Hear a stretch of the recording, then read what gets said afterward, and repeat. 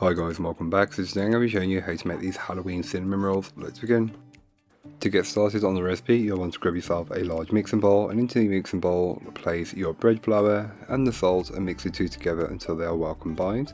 Once you've done that, you can then go ahead and add in the rest of the ingredients. So I like to add them in the sugar, then the yeast, followed by the ground cinnamon, the oil, and not forgetting the water.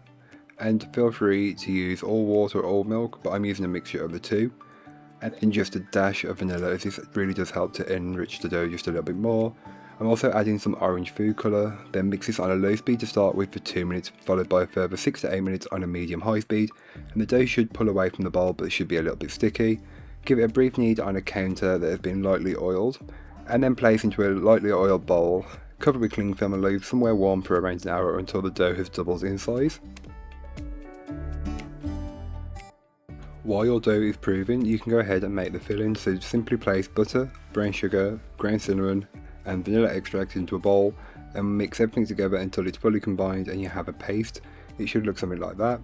Then you can go ahead and take your dough once it's ready and doubles in size and knock it back. This is just the process of removing the gases that are built up in the dough during the first proof. Then bring it back into a ball shape and you can start to roll the dough out.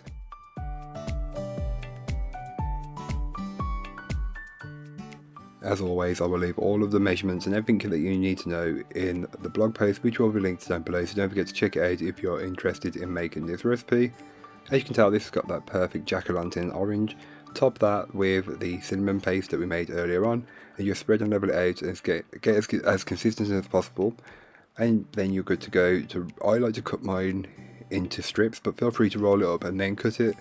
Again, it's really up to you, but I like to cut my dough first, then roll each individual cinnamon roll up. That's just my preference.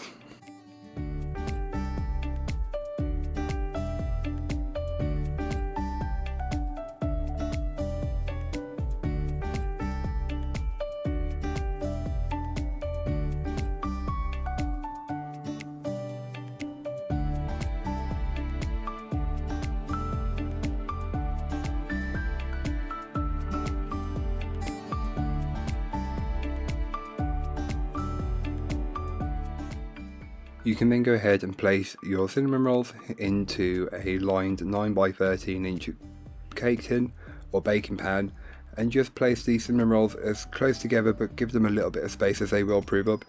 I've done it the perfect way here, as you'll get the perfect amount of growth, so follow that. Then you can go ahead and cover them loosely with cling film and leave some wet until they have proved up. They should be a fair bit bigger, but not quite. You don't want to overprove them. Here is what they look like once they're proved. Remove the cling film, then place into your preheated oven and bake them up. All that information will be in the blog post, which will be linked down below. So while your cinnamon rolls are baking, you can go ahead and make the cream cheese icing. So simply place the butter, the cream cheese, the icing sugar, vanilla and some food colouring into a bowl and mix together until you have a spreadable consistency. Once you've achieved that, you can then go ahead and set it aside.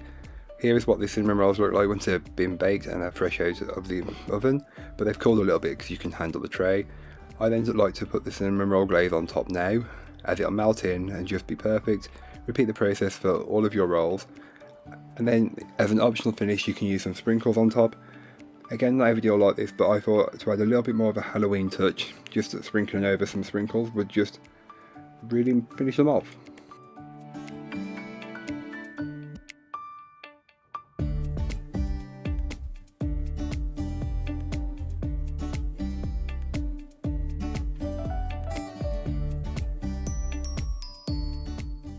So here are what the cinnamon rolls look like once they are baked and finished. As you can tell, you've got that bright orange and green.